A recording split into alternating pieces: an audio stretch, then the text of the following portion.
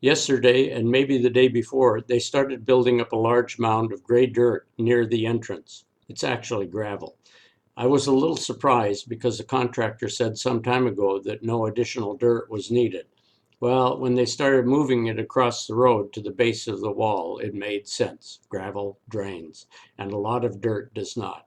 I believe that the green gutter drainage pipe was also installed.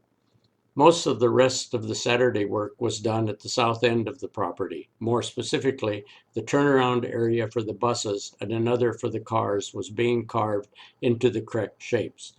This picture shows that with the two arrows on the right side of the picture. However, these arrows make it look like they overlap. They don't. Plus, the car turnaround is several feet below the bus turnaround.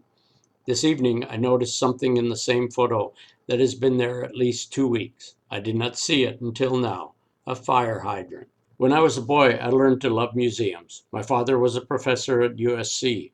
Across from USC was the Exposition Park, and in the park were two museums. I got to spend hours there. In both museums, there were dioramas. Well, I now have my own diorama right here. The scale is 1 to 1, but looking down from our balcony, it looks like 1 to 50, and they all move around just like they are real. Enough musing. The first photo shows several things happening. This area is still being filled with gravel after waterproofing the wall. No way will water get into the bowels of the school. Number 2, the forms are being prepared for pour, but the other half needs to be added.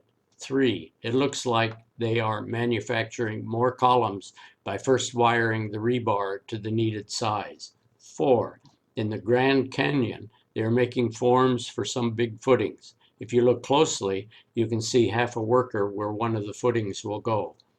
The second photo shows a dark brown swath of dirt in the foreground. One small bulldozer was making another way down to the field, which had very little being done to it today. It was different to not see the dump trucks at all busy in the morning, but business for them picked up in the afternoon. The puddle jumper is back and hasn't slowed down one bit. This morning started with deliveries, like rebar. A long flatbed came in and went all the way down the new, as of yesterday, ramp and made the big turn onto the field and was unloaded. There was no other place where the truck could have gone to deliver or to turn around.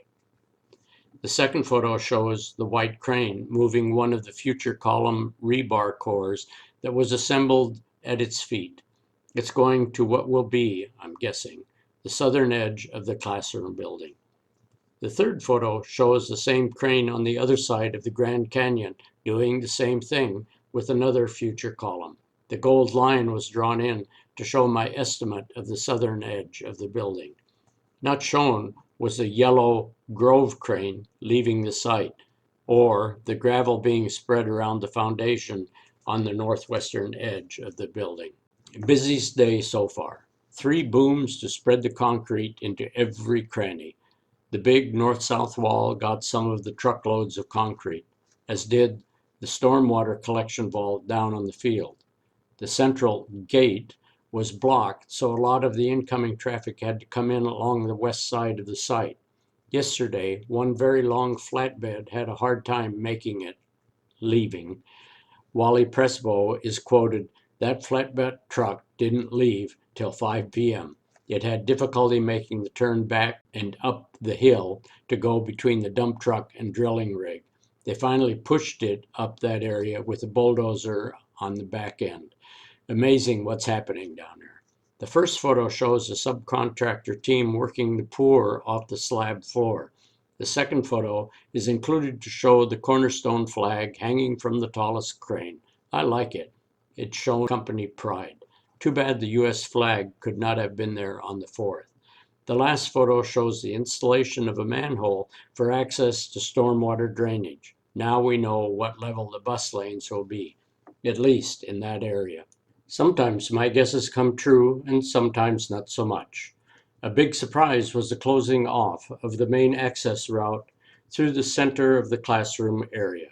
It had to happen, but not so soon.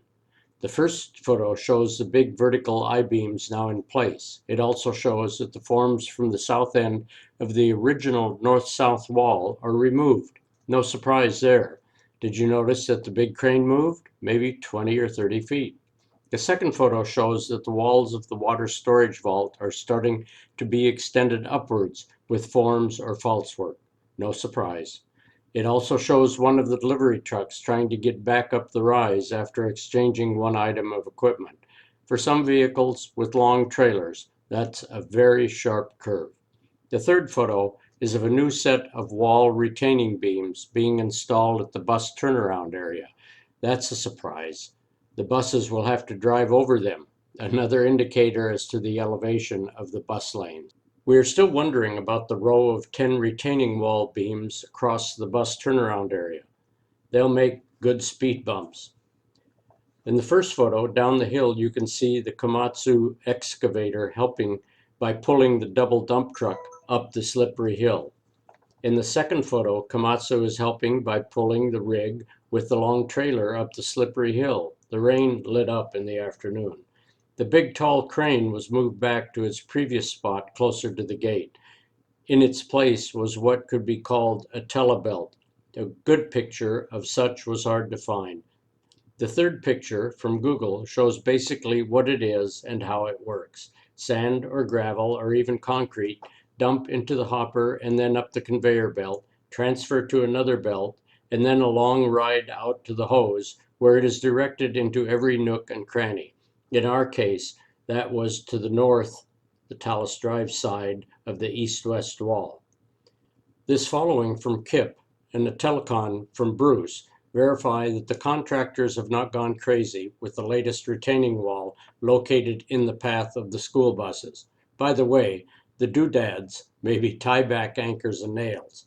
The bus roadway will be sufficiently above the vertical beams, just we will know that they are there. From Kip, Chuck, I spoke with an engineer about the cross wall with 10 vertical members. Soon it will disappear below the grade of the bus lane. It is a tie wall that will add lateral stability to the very tall wall. It's 30 foot tall below the bus lane. As you saw yesterday, the horizontal drilling machine, Clem, drilled holes between each of the vertical members. Long expansion bolt doodahs, you told us the actual acronym, were inserted in these holes. The doodahs will be tied to the facings between the vertical members, and the whole shebang will be tied to the very tall wall behind. Once that is done, they will refill the area to the south of the cross wall where the buses will turn around. You will never see it again. All this to tie the 30-foot wall to the rest of us. Kip, it happened again. The third rollover of an off-road dump truck, also sometimes called a rock truck. And again, it looked like no one was hurt. I'm thinking that maybe they are designed to roll over. So I Google, and the answer seems to be no, they are not designed to roll, but are designed to recover and to not get damaged if rolled. No manufacturer would say his equipment was designed to roll over. In general, the articulated feature is to allow the ADT to work in terrain that a standard on-road dump truck couldn't hack. The first photo shows the location of the roll. It may not have been this particular ADT. The second is after the roll. The third is an attempt to right it, and the fourth is by Sigrid.